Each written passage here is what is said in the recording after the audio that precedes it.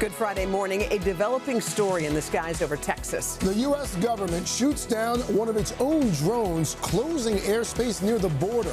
It's February 27th. This is Today. Friendly fire. The American military reportedly using a powerful laser to shoot down a drone being operated by U.S. Border Patrol. The FAA closing airspace just weeks after a similar incident.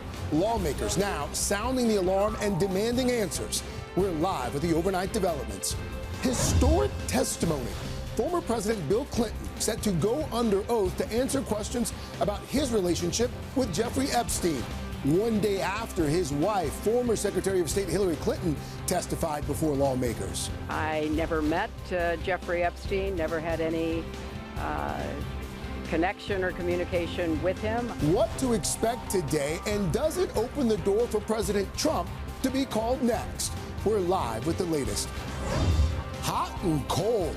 A roller coaster weekend forecast with millions on alert for more snow, while much of the country is warming up with temperatures soaring into record territory. Al's tracking all of it. Potential clue? Newly discovered video recorded the night Savannah's mom Nancy was taken, showing a speeding car not far from her home. What police are saying about it, and we're answering your questions as the case hits the 1 month mark this weekend. House warming. The spring real estate market could be set to take off with welcome news that mortgage rates are falling to the lowest level they've been in years. What it means for buyers and sellers. Those stories, plus miracle on the mountain. You okay? You okay? Two friends somehow spot a skier buried under several feet of snow. Yeah, it seemed like the more he struggled, the deeper he sank. Springing into action to save his life. What they're saying about the dramatic rescue. And roadside roker. This billboard pops up on a New Jersey highway with his name on it, declaring we can all agree on Al. But what does it mean, and who's behind the message that has us all talking and smiling? Today, Friday, February 27th, 2026.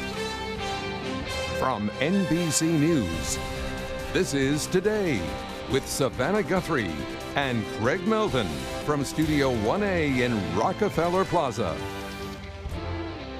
And a very good morning to you. Welcome to Today. Thank you so much for starting your Friday with us. Hoda in for Savannah once again as she remains with her family in Arizona. Yeah, Savannah's been with her family. This is day 27. Hard to believe we're coming up on a month for the amount of time that Nancy's been missing. We're going to have a lot more on that story in just a little bit. Meanwhile, take a look here. This is your weekend weather forecast. Yes, for some, that does mean more snow as we close out the month of February.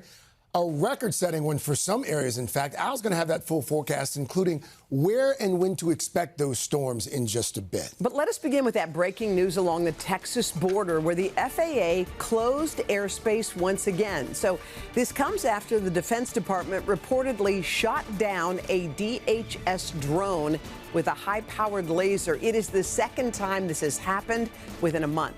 After airspace was briefly shut down in El Paso, one lawmaker saying this morning, quote, "Our heads are exploding over the news." NBC's Ryan Chandler has the very latest. Ryan, good morning.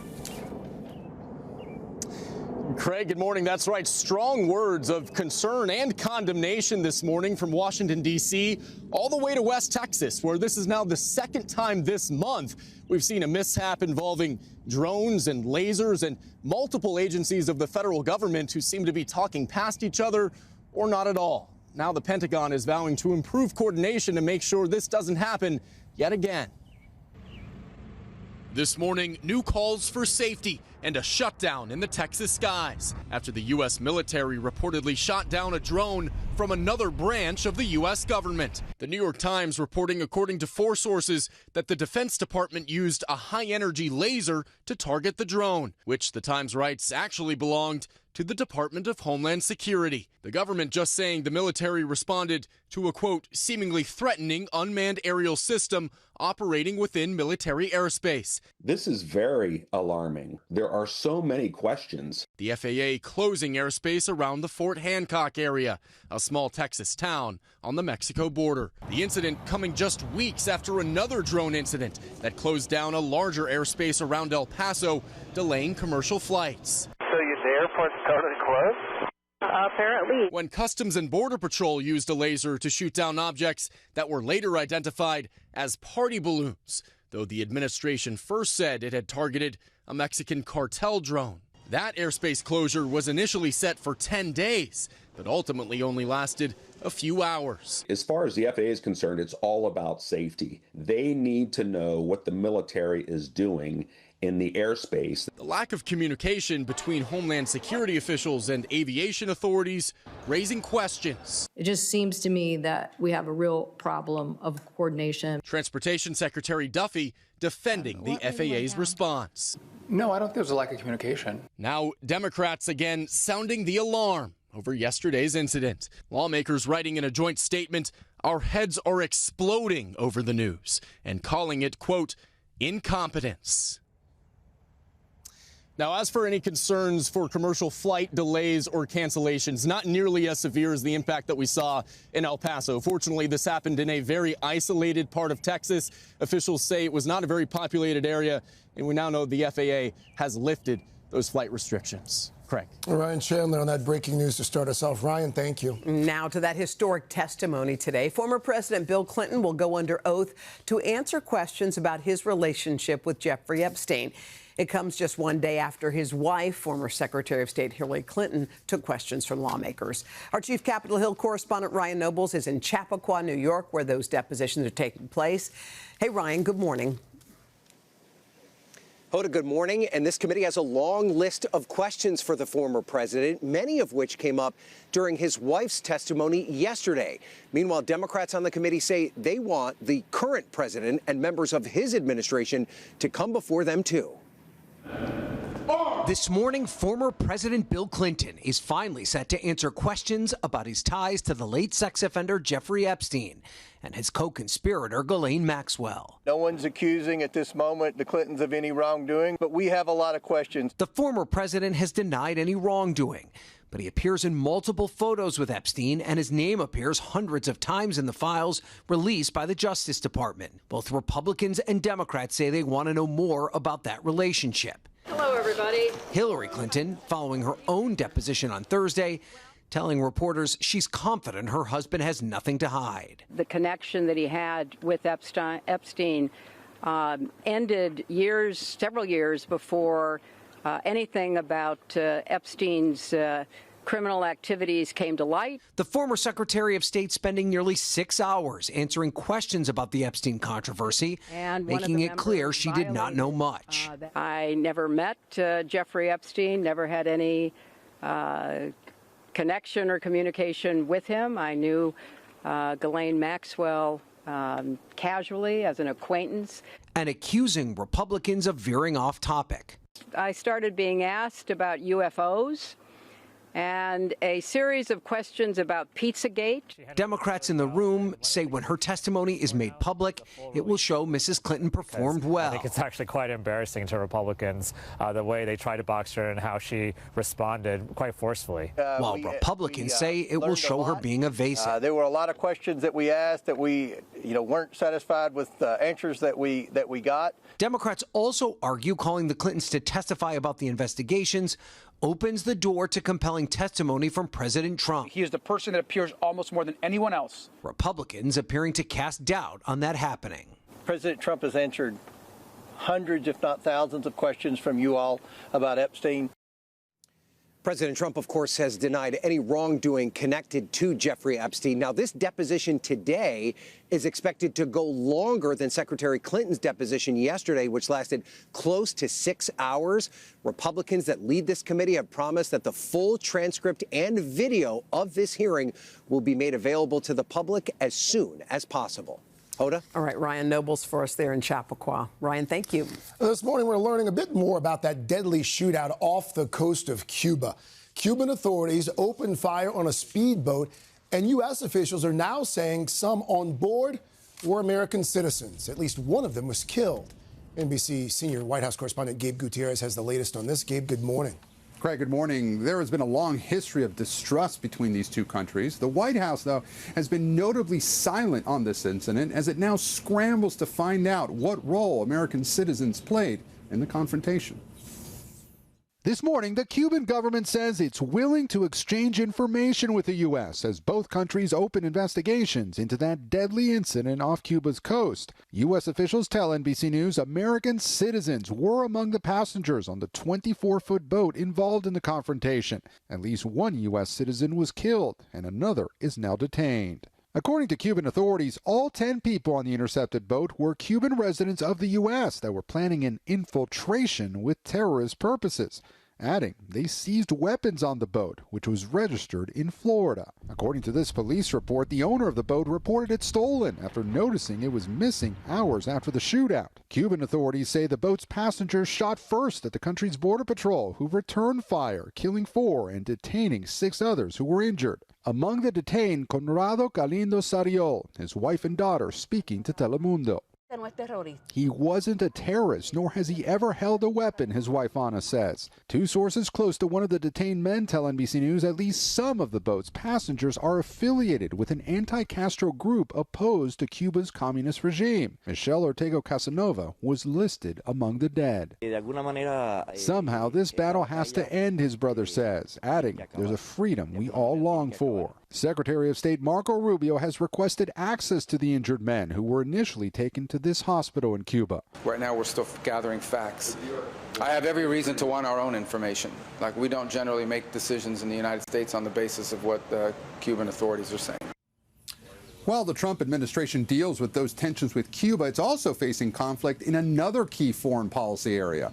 Breaking overnight in a region where American troops were stationed for 20 years, Pakistan has just declared open war on Afghanistan, even bombing military targets in Kabul after the Taliban attacked its border. This has been a long simmering conflict, but the chaos threatens to further destabilize a region where terrorist groups such as ISIS and Al-Qaeda are trying to remobilize. Craig? Gabe Gutierrez from the White House there. Gabe, thank you. We have some welcome news this morning as we head into the busy spring housing season. Mortgage rates are falling. A 30-year fixed rate dipped below 6% for the first time in more than 3 years. NBC senior business correspondent Christine Romans is here to tell us what that means if you're in the market for a home. So, Christine, is it time now? That graphic, 5.98. I haven't seen a 5 in so long. Wow. It's been 3 years since you've seen a 5 in front of a mortgage rate, the 30-year fixed rate mortgage. This is a really important psychological mark when it falls below 6%, because remember, so many people have a mortgage at 3%. I mean, it was so cheap, those mortgage rates, and then they spiked to 8%. And so the last couple of years, if people were buying a home, they were paying a lot more than they were used to on a mortgage rate. So this is the first time in a long time people are like, should I refinance? It might not be there just yet. If they keep drifting lower, it might make sense. But it's just a reminder that it's cooling a little bit in that frozen thawing, I guess, is the right metaphor in that frozen housing market. So it might make sense to buy, maybe not make sense to refi.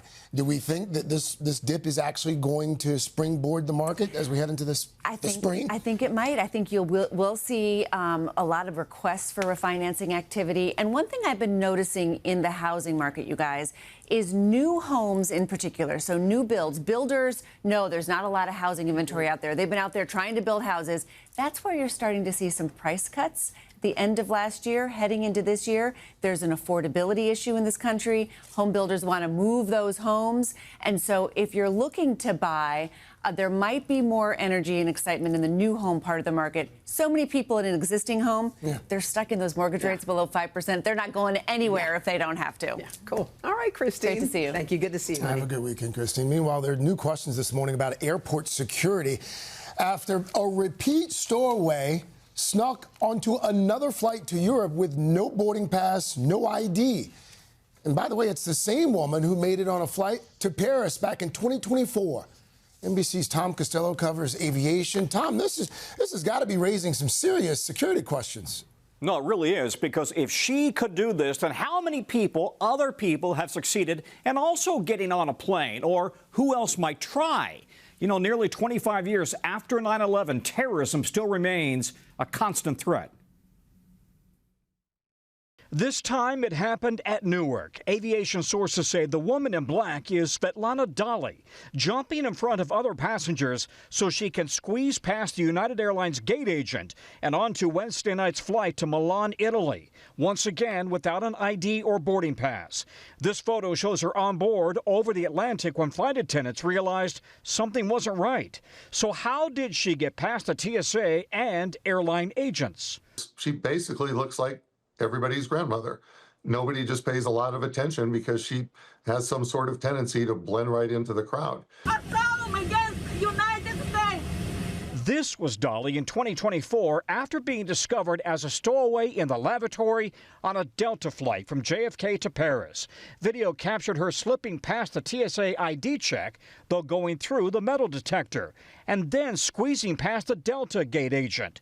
She was arrested and sent back to New York. Then you got there, you don't have a ticket, and then what did you do next? I got in line and then passed the check. She was convicted and sentenced to time served. Court documents reveal that she's also been discovered in a restricted area in Miami and in Hartford, where she tried to board a JetBlue flight. Now another stowaway attempt on another international flight. Security pros say it raises serious concerns for the TSA and the airlines. Are you surprised this has happened yet again? I am. I definitely am. The problem with this happening again is we don't know how often it's happened with other people as well who've somehow managed to slip through the system. Yeah, sources tell us that Dali pretended that she couldn't speak or hear while she was on that plane to Italy. Once she arrived, she requested asylum and then she just seemed to disappear. The TSA says it's investigating how she got through yet again, and United says it's investigating and working with U.S. authorities. Craig? So strange. All right. Tom Costello for us there. Tom, thank you. That is shocking that she was able to do that, sit in a seat and fly all the way to Milan. All right, let us check in with Mr. Roker, get a check of the weather. Hey, Al. Hey, guys, good morning and good morning to you. Yes, we are talking about a little more winter. Maybe winter's last gasp. We'll see this weekend. So we've got this Clipper system that's going to be moving across the Midwest, the Northeast, quick blast of snow. And then we've got this blast of really cold Arctic air. And then you add to that this moisture coming up out of the Gulf that's going to collide with that air mass. So we're looking for snow and ice developing across the Midwest on Sunday. Monday, wintry weather moves east into the mid-Atlantic states. Slick travel, especially around the Washington, D.C. area in the morning. Tuesday, morning snow and ice across the Northeast as this system lifts up. Eventually, warming air is going to bring it all to rain. Now, here's what we've got as far as the two different models. The European model is going to bring this thing Sunday evening into Tuesday with plowable snow for interior sections of the Northeast and the Midwest. The American model, oh, not so much. The heaviest snow right now looks like it's down in central Virginia, but for the most part, everywhere else, things are looking pretty light. So we're going to continue to moderate this, going to continue to watch it and tweak it as those models come in. But we're going to get to your local forecast coming up in the next 30 seconds. Saying a big hello to all of our friends on the plaza. We will be out there in just a bit to greet this fun crowd. Wow, it's a packed crowd today. Casey, good crowd. We'll be back out there in bed, 7:30. Carson. Hey, guys. Good morning. Feels like it was all Uncle Al fans out there yesterday. Looking forward to getting out, but we'll begin this half hour with the ongoing search for Nancy Guthrie. This Sunday will mark 1 month since Savannah's mom went missing. The FBI now in the process of handing Nancy's home back to Savannah and the family. We are also learning more about thousands of hours of video that investigators are pouring through, including a possible new clue, video of a speeding car recorded that night. And all this is so many of us have sent questions and have questions about the investigation. NBC's Liz Kreutz has been looking over them, and she joins us once again from Tucson. Hey, Liz. Hi, Hoda. Hi, guys. Good morning to all of you. Yeah, as investigators continue to go through all of those hours of video footage that they've obtained, the sheriff says that they are aware of this new neighborhood Ring camera video that's emerged showing a car driving down a road just minutes after Nancy's disappearance. And this comes as we are continuing to get so many questions from our viewers. Many of them we're answering this morning. This morning, almost a month after Nancy Guthrie went missing, investigators still combing through surveillance footage from the area around her house. Yesterday, this new Ring camera video emerging, obtained by Fox News Digital, showing a car driving down a street around 2:30 a.m. the night Nancy was taken. The street about 2.5 miles from her home, just outside that 2-mile perimeter where investigators had asked neighbors for any video they might have to help the case. The sheriff department saying they're aware of the car video. Authorities trying to piece together the puzzle of what happened to Nancy and answer the many questions that still remain, many of them on the minds of Savannah's loyal viewers who have flooded us with questions since Nancy went missing. One of the biggest, how did the suspect get into Nancy's home? We've asked the sheriff that several times. It's one of the things he just won't answer. How do you think the suspect got into the home? Was the door unlocked? Did they have a key? So I'm not going to go into whether that's forced entry, not forced entry, or my suspicions. The sheriff also won't say if any blood was found inside the house, where the unknown mixed DNA was found at the property, or what other evidence they've sent out for testing, and if anything other than Nancy was taken from the home. When you're transparent, it doesn't mean you just open your whole investigation up. As for the current state of the case, one of you asked, what does it mean that the home is being given back to the Guthrie family? Former FBI Special Agent Brianna Fox says it's a standard part of the investigative process. They feel like they've exhausted it in terms of every single piece of DNA, every single fiber, every single video camera. Another question, do they have any credible new leads? Authorities haven't said, but since that emotional video from Savannah announcing a $1 million reward for information that leads to finding Nancy, someone out there knows something. Hundreds of new tips have flooded in, authorities still going through them.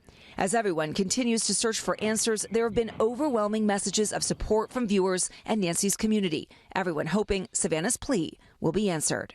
Help us bring our beloved mom home. And another question that we've got is about staffing. What we know is that there are still scores of agents that are working this case, many of them boots on the ground here in Tucson. But a senior law enforcement official tells NBC News that they're also now centering some of them out of the FBI field office in Phoenix. This by no means suggests that they are giving up on this case. They say this is just where their investigators can best hunker down, analyze intel, go over all of that evidence, including the thousands of hours of video footage. An FBI official says that they have to watch every single piece of video in real time. Guys. Yeah, Liz, thank you. I mean, thanks, Liz. Thanks so much. I mean, that car, at least there's another little piece of the puzzle.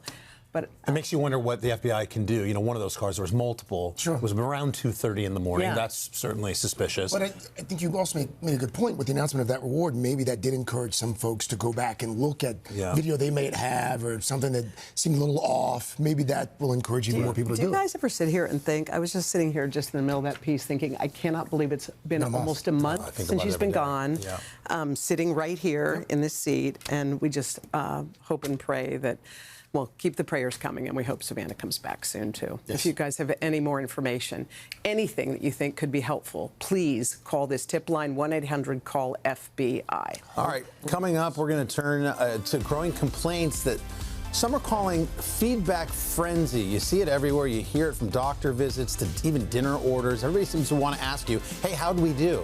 Why some are saying enough is enough. Yes. Up next, though, how about some fashion feedback? The debate over casual clothes on planes taking off once again.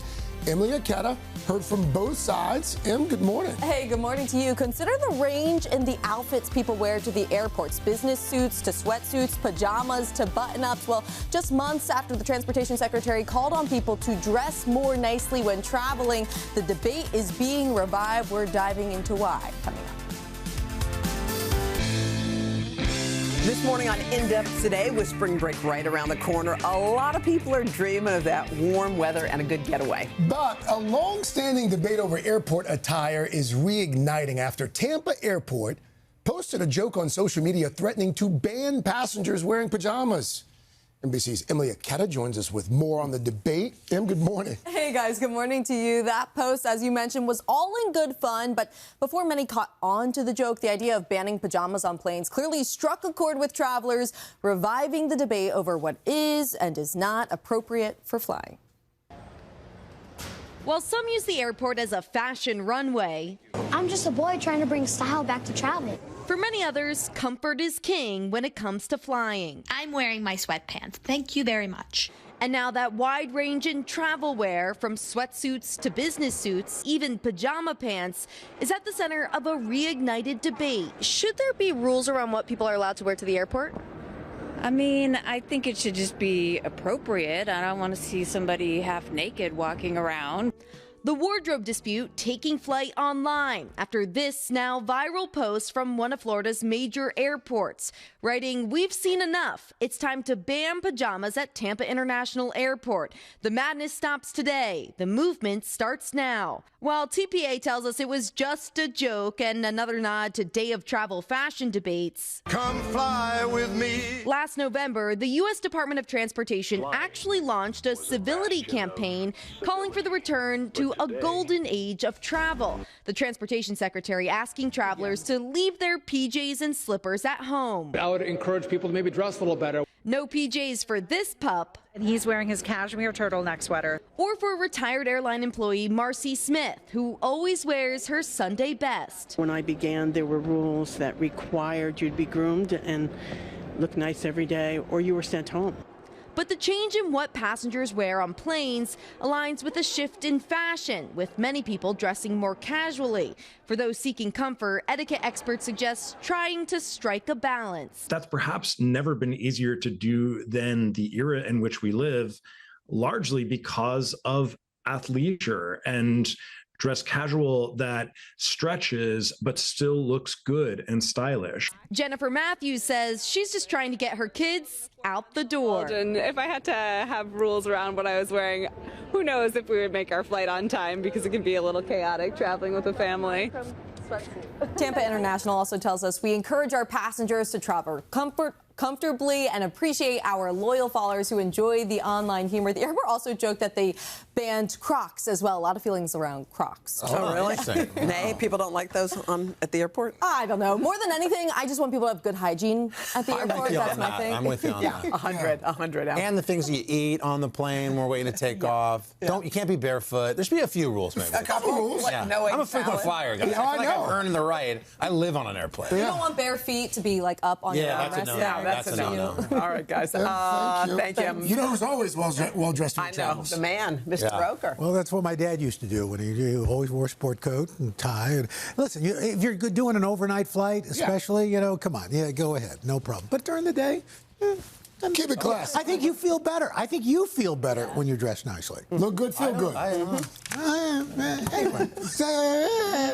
Let's show you what we got going on for today. Okay, so widespread warmth, some record-breaking warmth through the southern half of the country. But this jet stream drops down. That high pressure we told you about last half hour is going to come blowing in here. And so for tomorrow, highs in Minneapolis, only 21 degrees, 36 in Chicago, 2 degrees below average. Pierre, South Dakota, looking like that as well. We move into Sunday. Boston, you're going to be 35. St. Louis, 46. Omaha, 36 degrees. And look at Monday morning here in New York City. It's going to feel like 10.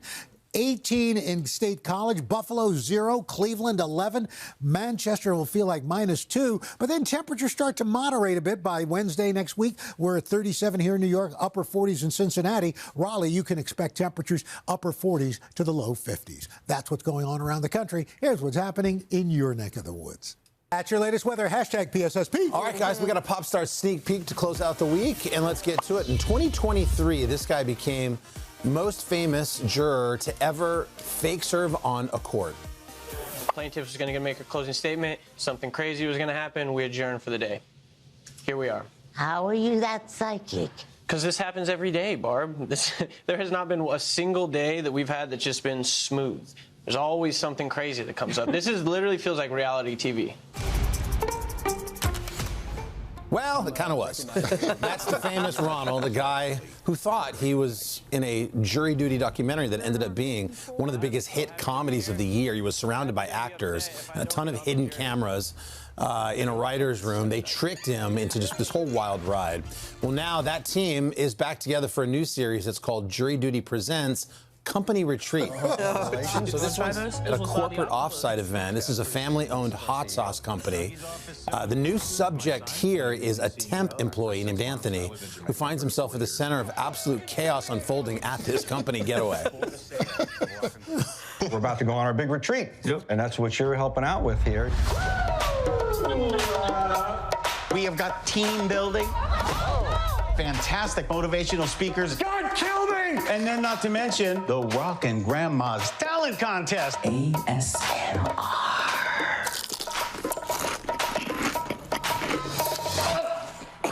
Someone has filed an anonymous complaint with HR. I anonymously made the complaint. It's not anonymous anymore. Okay. I mean, that's good, right? So good. Oh my God. It's like when something's so funny in real life, you can't parody it, right? Like SNL doesn't touch certain things, so it's not funnier than the original. This sort of taps into that sensibility. Season 2 premieres March 20th on Prime Video. It's a great concept. All right. Carson, yeah, I know you've got a packed pop start ahead, and the Morning Boost is coming up, including a roadside mystery involving this guy right here, Mr. Al Roker. It's a mystery. We'll get to it right after this.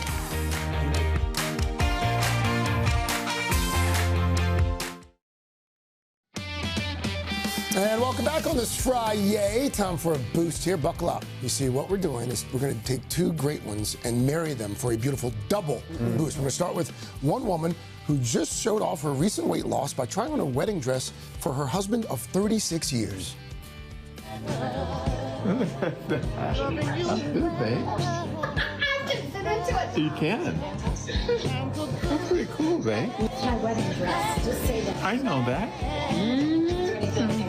How do you think she looks in it? I think she looks great in it. Yeah. Oh, looks beautiful there too. Oh, that's all right. That's boost number one. All right, check out this moment. A random passerby boosted the spirits of a bride-to-be in the middle of wedding dress shopping.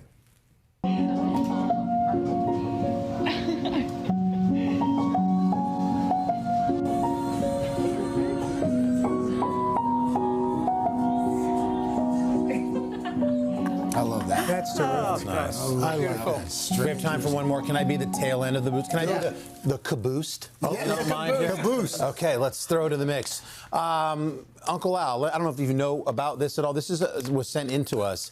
This is an actual billboard that was spotted in New Jersey on Route 17 just last night, and it reads, "Things we can all agree on." Al Roker. Have you ever seen that sign? I've never seen that. It's well, the second part of it is ... is a real jerk. No, no. But we don't know, we know what that is. Who put up? No. We've made calls. We've got calls out. Yeah. We're investigating. We don't know if that's the only one. Do you know anybody off Route 17 in Jersey in that area? No. I know. I still always love the TikTok diner off Route 3. But, you know, but you had that clock that said "Eat heavy." But other than that, we want to get to the bottom of this mystery. If you hear something, will you let us know? I'll let you guys know. We can report. I thought it was nice though, because the sentiment is right. Like it's kind of it's a crazy world right now. Yes. But you know, you're sort of at the epicenter of calm. Yes. So that gives you an idea how bad things are. Coming up, a family affair on this Friday. Father-son duo Kurt and Wyatt Russell. They're going to join us live to talk about their adventures together in Australia, shooting the new season of their hit show. We'll do that after local news and weather. It's 8 o'clock on Today. Coming up, friendly fire. The U.S. government shoots down one of its own drones, closing airspace near the border just weeks after a similar incident. Lawmakers now demanding answers. We're live with the latest. Then, remarkable rescue. Two friends teaming up to save a skier's life. You okay? You okay? After stumbling upon him buried under several feet of snow. This morning, they're speaking out about just how they spotted him. And survey says, tired of giving your opinion on everything? I'm not doing the survey. From the doctor's office to car rentals, even last night's dinner. What you need to know about feedback fatigue. All that, plus Grey's Anatomy, honoring an icon. Looks steamy, right? Mark Sloan. It's a family affair in Studio 1A. Kurt and Wyatt Russell are here. Are you kidding? No. And love is in the air. I'd risk it all for you. A sneak peek at Bruno Mars' new album today, Friday, February 27th, 2026. Here comes 2 to 3, celebrating our anniversary from Georgia. Here for my sweet 16. Hi to my mom. I love you, Tita. visiting from Henrico, Virginia, Owenstown, Minnesota, Bolingbrook, Illinois, and Minot, North Dakota. From Vero Beach, Florida. Celebrating 60. Hi to our students at Briar Hill Middle School and Killian Middle School in Louisville, Texas. From high school to college to today. Friends for 20 years. Hey, Today Show! It's my 13th birthday! Welcome to the party, teenager. Happy birthday. And look at all those happy faces there on the plaza. It's a great Friday crowd. We're going to get outside and celebrate with those folks coming up in just a few minutes. Hoda, of course, remaining here while Savannah remains with her family. Indeed. We do have a star-studded lineup next week here in Studio 1A. Check it out. We're going to catch up with Olympic figure skater Alyssa Liu, as well as Jamie Lee Curtis, Daniel Radcliffe, Leo Woodall, Lauren Sanchez, Bezos, Seth MacFarlane, and Steve Carell. That is an action-packed week. All right, looking forward to that. Right now, though, let's get to your news at 8. Lots to talk about here. We're going to begin with that breaking news along the Texas border. The military reportedly shooting down a drone operated by U.S. Border Patrol in an apparent case of friendly fire. The incident causing the FAA to close airspace in the region. NBC's Ryan Chandler is in Texas with the very latest. Ryan, good morning.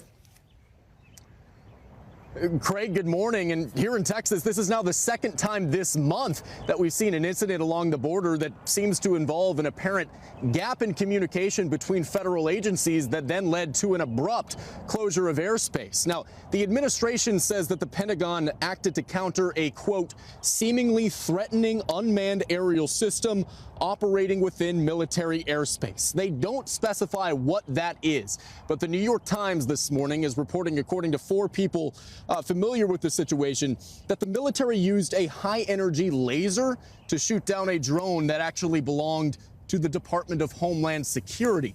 Now, all of this is, of course, reigniting fears that were first stoked earlier this month when the FAA took drastic measures to close the airspace over a much busier area of El Paso. The administration had initially said at the time that Border Patrol shot down a Mexican cartel drone or had targeted one.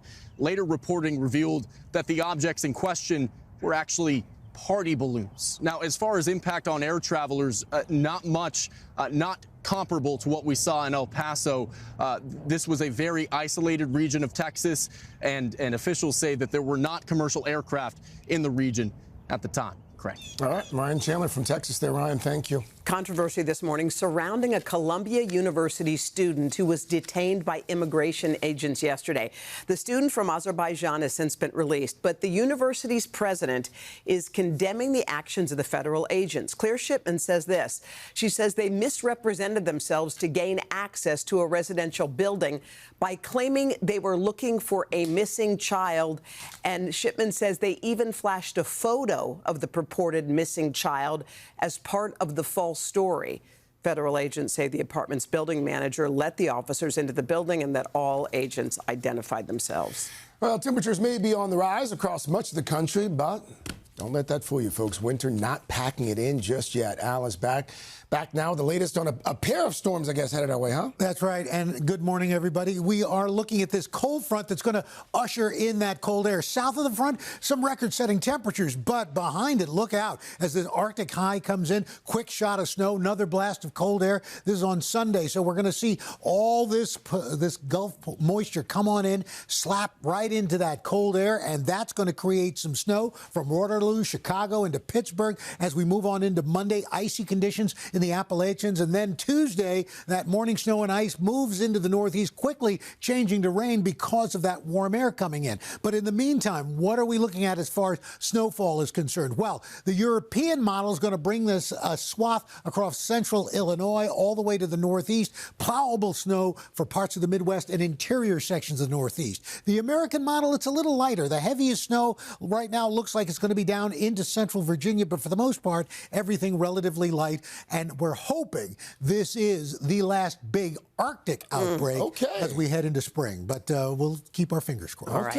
All right, Al, we'll check back in a bit. Now to an amazing rescue in the deep snow of California's High Sierra.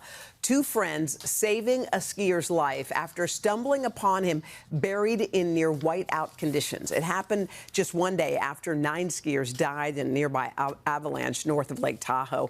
NBC's Morgan Chesky joins us. He's got more on this incredible rescue. Morgan, good morning. Yeah, Hoda, good morning. And there may be no better example of being at the right place at the absolute right time here. These 2 skiers had driven nearly 7 hours to take advantage of this epic snowfall, but their powder day cut short when they caught a glimpse of something sticking out of the snow. Near Lake Tahoe, a frantic struggle to save a man's life. You okay? You okay? Hold on for a second. Carson Schmidt and friend Eric Masuda digging through deep snow to reach a stranger, buried and barely able to breathe. Can you get his skis off, dude? You okay? The avid skiers shredding through fresh powder at Palisades Lake Tahoe when Schmidt did a double take. Carson noticed them. Thankfully, I could barely see the ski tip sticking out, and the snow was so soft. The skier trapped upside down. The 2 friends teaming up, almost sliding in themselves, in snow that felt closer to quicksand. Yeah, it seemed like the more he struggled, the deeper he sank because the snow was bottomless. The skier had fallen on his back and simply sunk, with snow locking his arms in place. What were the first words you heard from this trapped skier? His first words were all he wanted to find was his wife. Following a series of epic snowfalls out west, rescuers have responded to multiple tragic accidents, including the avalanche that killed 9 in Tahoe last week, and some close calls this week. Stunning video showing a skier rescued at Big Bear. As for Carson and Eric, how does it feel knowing that you 2 very well saved a life? It feels really good, but it's the community, you know. Everybody's got each other out there.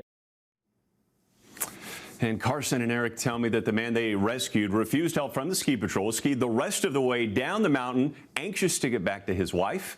Meanwhile, Palisades Tahoe stressed the dangers of heavy snowfall here, saying this was no avalanche, but it can happen when they receive so much snow in such a short time frame. Wow, that's crazy. Wow. Thank you, Morgan. I mean, Morgan's right. Right place, right time for those 2 guys. I don't believe in accidents. Yeah. All right, Mr. Daly, what you working on, buddy? Well, coming up in Pop Star, Justin Bieber in concert. Well, kinda.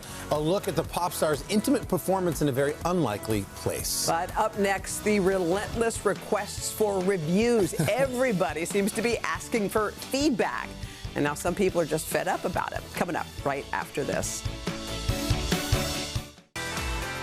We're back now. It is 8:13, and have you noticed these days that everyone seems to be asking for input? Input on just about everything, from the stuff we buy to the meals we eat, even doctor's appointments. Indeed. NBC's Joe Fryer is here with what you need to know about the frenzy for feedback. Hey, Joe. Hey, good morning. NPR did this story, and it really got us talking. 10 or 20 years ago, you might get the occasional phone call from a company asking you to take a brief survey about a purchase. But in recent years, those requests have skyrocketed. Technology makes it easier for companies to bombard you with texts and emails. For many consumers, it's exhausting, but for many companies, it's necessary. I'm really tired of it. There's no shortage of feedback. I'm not doing the survey. About feedback. My doctor's appointment has sent me 3 requests for a survey on how they're doing. And I just want to be like, you were doing great until you started annoying me. The surveys are ceaseless. Texts and emails asking, how was your purchase? Your return? Was your delivery good? Your train ride smooth? Your salad tasty? SNL poked fun at the trend. To participate in a brief 200-question survey after this call, say, I do not wish to participate. I do not wish to participate. Oh, wait, no. Even the doctor drama The Pit had its finger on the pulse of all these surveys. Our goal is 36% very satisfied with their care. Your department is at 8%. Do you know how likely patients are to recommend this hospital? This is an emergency department, not a Taco Bell. About a year ago, Good Company Donuts put a QR code by the register at all 4 locations in the Virginia, D.C. area, asking customers to rate their experience. It's really important. People find us based on our review rating. You really need to seek out reviews because the more you get, the more it can maybe attract business. Exactly. Even though reviews often measure the extremes, the awesome and the awful, experts say these days consumers expect them, thanks in part to Amazon, which rates everything. One survey found 97% of consumers read reviews when considering purchases. The customers are annoyed with all the requests for feedback, and yet they rely on them, don't they? Exactly. So it's a catch-22 to have that information out there. We have to be willing to participate, and sometimes it gets exhausting with all the requests to provide so much feedback. Andrea Flynn, a professor at the University of San Diego, studies customer satisfaction. Her research finds the feedback frenzy could be reaching a tipping point. Customers who received frequent requests to give feedback or provide reviews started to slow down how often they make purchases from a company. It's why Good Company Donuts leaves it up to customers to scan that QR code and, above all, prefers good old-fashioned face-to-face feedback. So the personal conversations are the way to go. You're going to get a faster resolution to any issue you have. Then we could just skip the whole online thing completely. Professor Flynn advises businesses to be selective and not seek feedback after every interaction with a customer. She thinks that heart companies really do take that feedback into consideration and look for ways to improve. But on top of that, these days, the companies really need those reviews to stand out in the crowd. And with that, guys, I welcome your feedback to this story. Well done, Joe. Way to go. Way to go. Always 5 stars. What do y'all think? It's on everything? It's everywhere. It's too much. The digital ones I don't really care for, but when I'm in person and somebody's doing such a great job, I always, if they hand me something like this will really help me, my salary, fill it out because it really can hold some weight in that person's world. I mean, I hit 5s usually. Things are pretty good most of the time. I can honestly say I have probably never filled out one of those surveys except the bathrooms at the airports. Oh, yeah. I always hit the smiley face. You do? And then I do. I mean, if it's a smiley face bathroom, smiley face, then wash your hands. Yes, always wash the hands. Before we get into go ahead. Listen, I mean, for you to be so sharp at your age. Why do you keep saying at your age? Carson and I were just. And the humor itself is going backwards. Yes. It's sophomoric. It's amazing. Exactly. It's remarkable. I'm a professional 13-year-old. We just marvel at it. Yeah, it is incredible. You're the best version of yourself right now. Well, thanks. Never change. As I said, Dylan's going to be waiting a long time. Next, okay, let's get to pop star. Eric Dane is up first. Of course, last night, Grey's Anatomy did something very, very sweet. They honored the actor who starred on the show as the famous and beloved Dr. McSteam. He was there for 7 seasons. Of course, he passed away, unfortunately, last week. That was less than a year after announcing his ALS diagnosis. And the long-running medical drama showed their love for their former castmate with this very sweet tribute. People don't come to me to fix what's on the outside, they come to me to fix what's on the inside. If that means giving someone a straighter nose or a bigger breast, if that helps a person get by, I don't run, I don't hide, I don't take space. I'm a dad. We're parents. Even if you're scared that it will burn your life to the ground, you say it loud. Don't waste one single minute. Wow, that was very classy. Eric Dane, of course, was 53 and will certainly be missed. Next up, Justin Bieber. Imagine this, you're walking around a random furniture store, shopping, maybe out in Los Angeles. You hear some pretty piano music, you look around and you see this.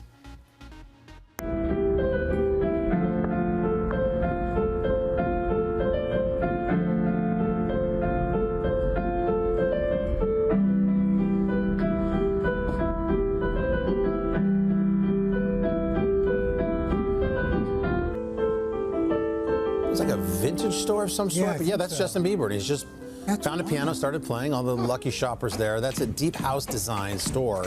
He put on a mini concert. When he was done with the piano, he just popped over to a drum kit. Wow! Yeah. Shop shared the videos on social media, simply writing about Justin. Very nice. and talented person. That's terrific. And then we had to ask him to leave. Next up is Bruno Mars. Speaking of music, the 16-time Grammy winner is back overnight, dropping a new album we've been waiting for called The Romantic. And living up to its name, he's pulling out all the stops in his latest music video, creating quite a dreamy wedding sequence. Take a look. I would run through a fire just to be by your side. If your heart's on the line, you could take mine. It's crazy, but it's true. There's nothing I won't do. I'd risk it all for you. Man, come on. I feel like Ed Sheeran for like a decade had the patent on the first dance song at a wedding until now Bruno. I mean, how many times are you going to hear that? And the album, I've only heard the first half of it. It's great, as you would expect. Something for everybody, too. Like a lot of Latin music, sort of. There's a little cha-cha-cha in there. One song's got some mariachi. Yeah, dance, R&B. Really, really good. The Romantic's out now. Next up, SNL.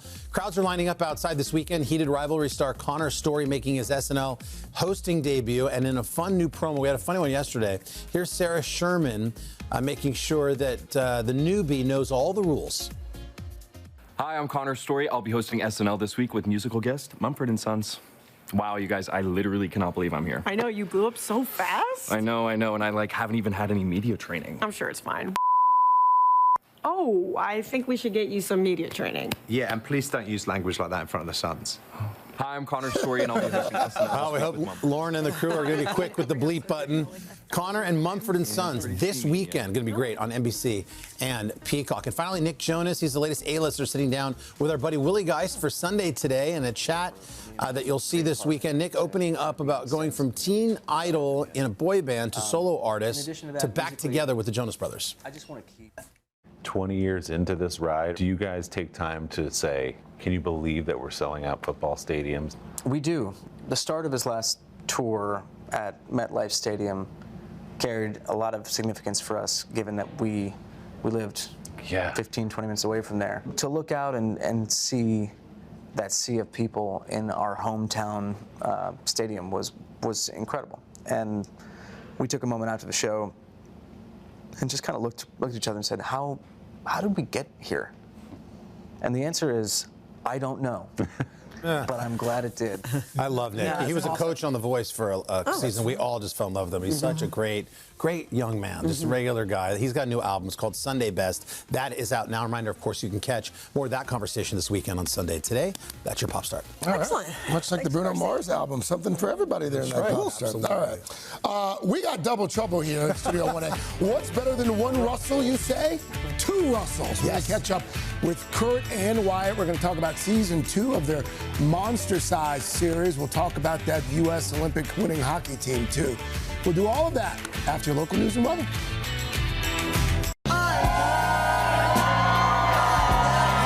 Welcome back. It is 8:30. It's a Friday morning, the 27th day of February. We are rolling into the weekend. Look at all of these smiling faces, and we see a lot of yellow ribbons. Yes, we see yellow ribbons that were distributed and some that people are making on their own. So we're happy to see everybody here. Coming up, where to shop that's affordable and sustainable. Thrift stores, of course, and it's no wonder secondhand business is booming. So we're going to break down some hacks that'll help you shop like a pro. And then we're going to head to the kitchen. We're going to head to the kitchen with Zoha Malik. Her recipes have millions of views online, and today she's going to whip up 2 of her winter favorites: creamy mac and cheese and the vanilla bean sheet cake. Oh, come on. Yes. Cannot wait. Yes. Then on the third hour, we have got a star-studded broadcast to close out the week. We got Morgan Freeman talking his new documentary. We got Priyanka Chopra Jonas sharing details from her new action-packed film, and so much more. You're going to need 2 TVs next to each other to watch the third hour of today. Okay. Let's get this young lady on TV. Jay, can we come back over here? Let's look at this. We got a big show coming up on Jen and Chanel. What is happening here? That's baby me. That is baby you. 2004. Oh my gosh! And you're back. Who are you? Where's everybody? Where's the whole crew? My mother's here, back here. Hi, Mom. Yeah. We're it's wedding good to dress shopping this weekend. Oh, good. Congratulations. Wow. And good luck to you. Well, you know it's a good morning when we have not one but two Russells here in Studio 1A. Kurt and Wyatt are the Hollywood father-son duo who play the same character on the action-packed Monarch: Legacy of Monsters. One plays Lee Shaw as a young man, the other a few decades later. We'll let you figure out who plays who. Season 2 of the show sees their character in some pretty hostile environments. Jesus. I'm getting the feeling that these guys don't really want us around here. We should leave. Are you kidding? No. Oh, come on. They're obviously hiding something. Kurt, Wyatt, welcome back. How are you? Welcome back. Season 2. How is it? How was it? It was bigger, badder, monsters, and deeper into that family that has a lot going on with it, and the people are beginning to find out about each other. So just more of the same. When you were here and you were talking about season 1, you mentioned in terms of the location that you had a bear encounter on set, and you shot in Australia. Yeah. Were there any issues with animals this time around? Well, it's very funny because we're hunting Godzilla monster type like kaiju, and my dad and I, when I rented a place on the beach, we had a little path to the beach. Yeah. We're supposed to be these big, bad, monster hunters. And we get out there, and we've heard that there's like a million snakes that if you get bit, you die in like 10 seconds. And we were both like standing at the edge going like, yeah, you want to go first? You gotta go like 50 feet, the brush. And there's just like snake world everywhere. And so I brought a pool cue, and I was like, just two idiot American actors trying to get out to the beach. So beautiful, so amazing, but not exactly like the monster hunters that you see on TV. Does it ever get old working with your boy on a show or a movie? No, it was a great opportunity for us to do something that really hadn't been done before with known actors, and we worked a lot before the show started on different things and how the character was going to work and stuff, but we don't work together we worked a little bit this year in a really weird sci-fi way. Not to give away too much about the season, but you guys actually, yes, father son, you play the younger version of the same character. You're never in a scene together. No. It's, you have to watch. It's anything is possible in the world. Okay. Of Monarch. Okay. Yeah. Season 1 you weren't though. Season 1 we were not. We actually shot something that kind of had a lot of impact when they put this. We can't use this because it just takes the show off in a whole different direction. We said, yep, understand. They cut it. We said, if we do it again, then let's see if we can't make something work out, which we did. Wyatt, what a lot of folks may not know about you is that before you became this critically acclaimed actor, you were a professional hockey player. Yes. You were a goalie. Yes. When you were watching Team USA a week or two ago win gold, what was that like for you as a former professional hockey player? Puke City. I was so nervous, but it was Connor Hellebuck, the goaltender for the United States. The game he played was unbelievably fantastic, and I was so happy for those guys and happy for the 1980 team that played a big part in it. They were holding Mike Eruzione on their shoulders after the game while everyone was having beers and stuff, and it was great. It was amazing to see those guys and the hard work they put in. It's incredible. I made my kids watch Miracle, one of my favorite Kurt Russell films of all time. You play Coach Herb Brooks. Yeah. Do you ever go back? And by the way, people were sharing the clips from that movie going into the gold medal game. Everyone on social media. Do you ever go back and watch yourself in roles like that? It's funny. I haven't seen Miracle in a long, long time, but every 4 years it comes around, especially. But this year was quite different. This year it had a lot to do with not forgetting what happened in 1980, and I was very surprised to find out that we hadn't won a gold medal in 46 years. Right. So it's nice to keep that legend of what really did happen in 1980 alive, to help make this have such great importance. What it's done for the American hockey scene is really great. Your boy here is going to be in this little film later in the year called Avengers: Doomsday. Perhaps you've heard of it. Yeah, but I so he's not going to answer any questions about the film. Thank you. But I figured I could ask you. Okay. All right. I'm going to need help. Tell me about the superheroes in Avengers: Doomsday. What can you tell me? They'll be there. Yep. They'll be there. They'll be there. They're awesome. People in danger at any point. I would imagine there will be. Okay. How does the movie end?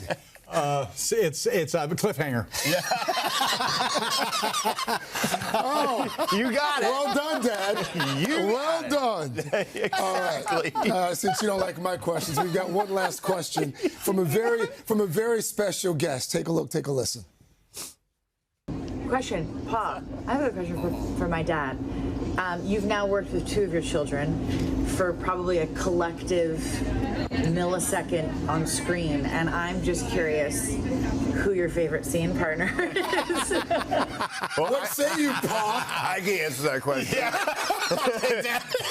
She's been nominated for 2 Academy Awards, and I've been nominated for a Teen Choice Award. Yours is coming. Yours is coming. So, that's an easy question to answer. She was really easy. There was a scene in this year where we actually used earwicks to be able to talk to each other. Okay. And he's a lot tougher because he would say things like, "Pa, don't say that right there. Just don't say that." Okay. What do you think I should say? Whatever you come up with, but don't say that. So Dads are all the same. Good to be here. Thank you for being here. Okay. All right, thank you. Kurt Wyatt, thank you for coming by. By the way, they're going to stick around for the 3rd hour as well. Season 2 of Monarch, Legacy of Monsters premieres today on Apple TV. Mr. Daly. You guys are having a good old time over there, Sarah. We got to have fun while we're thrift shopping over here. It's hilarious. The deals are so good. Coming up, did you know that on a certain day of the week, you can save a lot of money if you decide to go out and look for those hidden gems thrift shopping? You're going to learn a lot. Sarah here's going to turn you into an absolute pro right after this. But first, this is Today on NBC. Thrift shop down the road. I'll wear your granddad's clothes. No, you gotta get me out of here, Phoebe. These bargain shoppers are crazy. You gotta get Monica. No, you gotta hold my hand. Oh, my God. Excuse me. Go.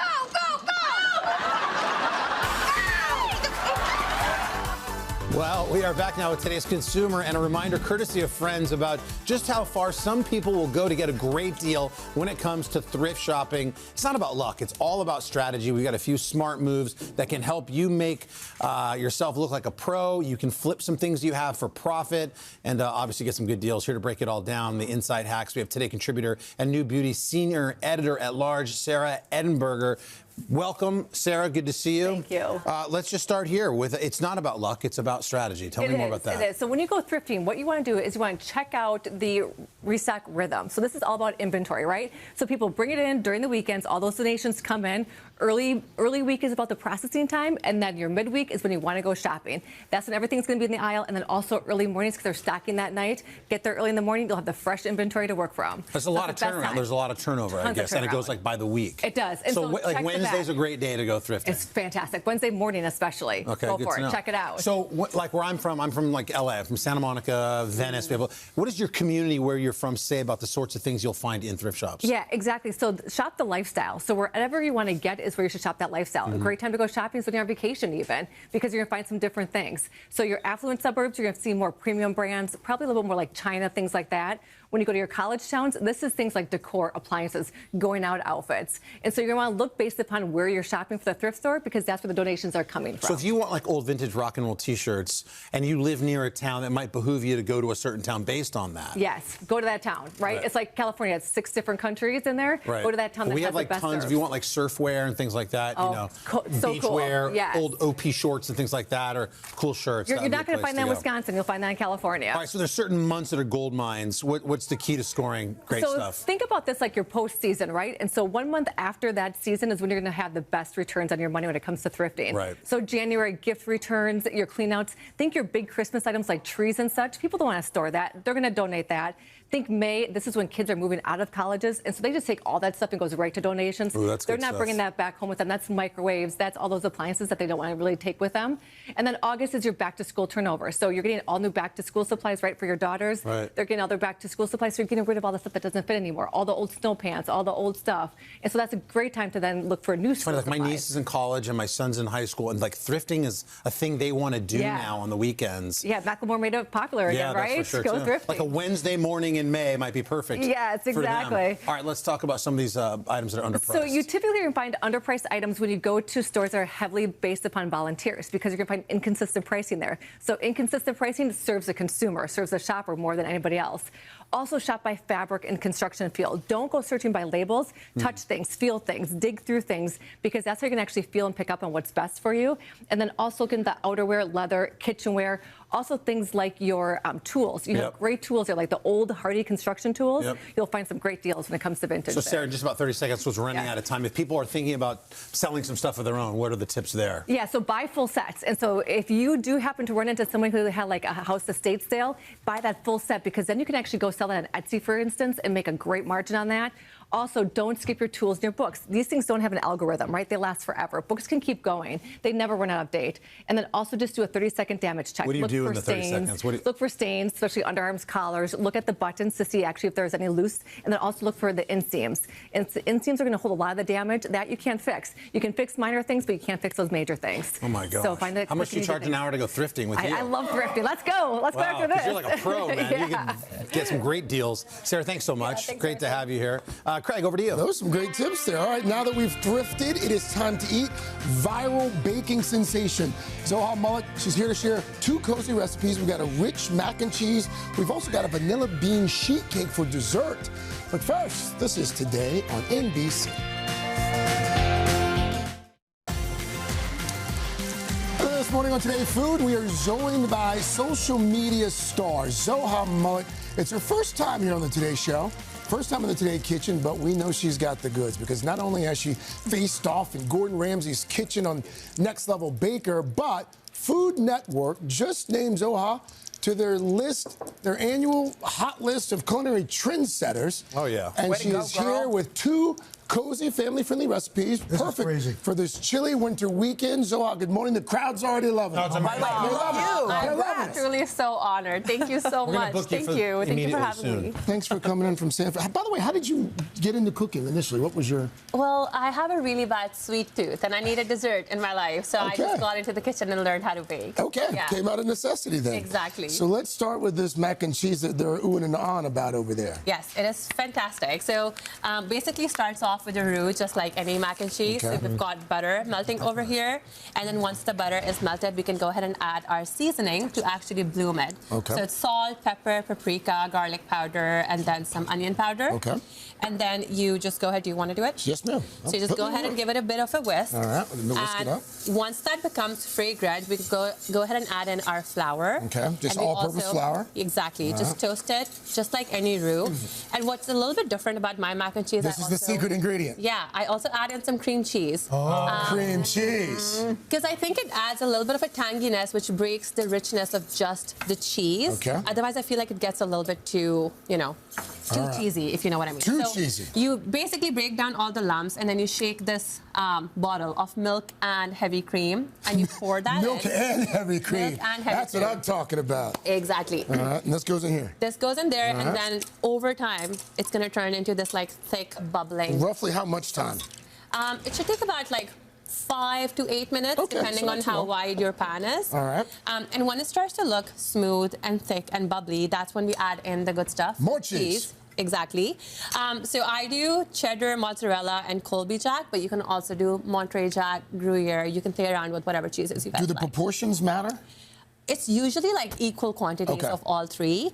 And then you'd want to add the cheese in small batches and just keep whisking and stirring that. And why do we do that in small batches versus all at once? It just allows it to melt more slowly and evenly. If you add all of it at once, it's going to become a bit lumpy, and it's going to be hard to make a really smooth sauce. You're dropping so this lots makes of your pro life tips here. I love that. Exactly. And once you're done with all of the cheeses, that's when you add in your boiled cavatappi pasta. You can also do macaroni.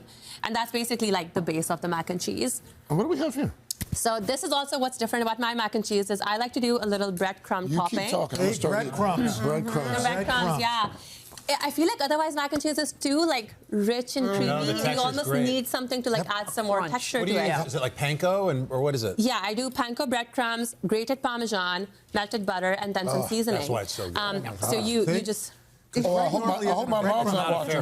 Craig's not usually a breadcrumb. I hope my mom's not watching. So are you good at this because it sort of taps into your baking skills? I guess. I also like food, so. Yeah, that helps. This is Yeah, exactly, it does. So we've got the pasta, then the cheese on top. Exactly. So we add some more cheese on top because we want those cheese pulls. So this goes on top right there. I love this. It's like 4,000 calories. I love it. Thank you. Calories don't count when food tastes good, in my opinion. And then you just like go ahead and pour, sprinkle this on top, essentially. And you cook it for how long at what temperature, roughly? I don't like to bake it for too long, like maybe 15 to 20 minutes, just until it's golden on top and the cheese is melted. You don't want to overdo it because then it'll become dry. Golden for Goldie. Golden. You should have this beautiful, delicious mac and cheese. Let's go sweet now. Tell me about the sheet cake. Oh my gosh. I am so excited about this. So this is my easy vanilla bean sheet cake, and it is actually a really, really simple recipe, but it is an incredibly moist vanilla cake. It's like chocolate cake in vanilla form. It's fantastic. It's very easy. So you start off by just whisking together oil and sugar. If you want to do the honors. So we've got oil and sugar. You whisk them in. What kind of oil? Just vegetable oil. I don't like to do butter because it becomes more firm as the cake cools down versus the oil just stays like moist, you know? Vegetable oil. Okay, got it. Yeah, you love exactly. I do. I like it. And then we add in the egg and then some vanilla bean paste. Okay. Paste, not extract. Not extract. I highly recommend doing paste because it actually has vanilla bean seeds in it and it has like a stronger vanilla flavor and aroma. It's very, very nice. 3 wet ingredients, okay? So we have buttermilk, which is pretty standard. Got about 30 seconds left, so. Okay, buttermilk, and then we do heavy cream, and then some hot water. Just for moisture. And then lastly, you just sift in your dry ingredients. And you bake it, and it's gonna look beautiful. This frosting is crazy. Yeah, oh, thank you so much. It's just a cream cheese frosting. You just lather that on. You love your cream cheese. I do, yeah. And it is really, really easy and really, really delicious. So you had a home run on your first Today Show. Yeah, I was going to say. Come back. I would love to. Thank you so much. So good. I would absolutely love to. Thank you so much for having me. Zohar, the recipes, today.com/food. 3rd and 4th hour coming up right after this. Hey, thanks for watching. And don't forget, you can catch the Today Show every morning on NBC or take Today when you're on the go. Just follow the Today podcast on Apple Podcasts, Spotify, or wherever you listen.